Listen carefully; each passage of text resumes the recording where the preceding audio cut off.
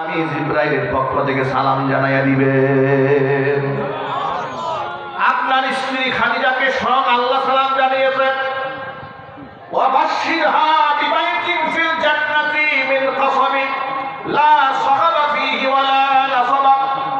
মণি মুক্তা খচিত এক জান্নাতের সুসংবাদ তাকে দিবেন, যেখানে কোনো আওয়াজ হবে না, সেখানে কোনো কোলাহল হবে না, যেখানে কোনো ক্লান্তি থাকবে না, এমন একটা জান্নাতের সুসংবাদ দেবেন আপনি। কেন এই মর্যাদা দেওয়া হয়েছে?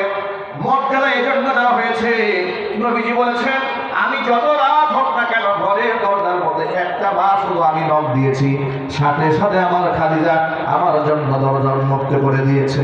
সুবহানাল্লাহ। যত সম্পদ ছিল সব সম্পদ স্বামীর পেছনে ইসলামের জন্য ব্যয় করেছে, কোনোদিন ঘোরা যায় নাই। সে আবি তালিবে 3 বছর নবীজির সাথে গৃহবন্দী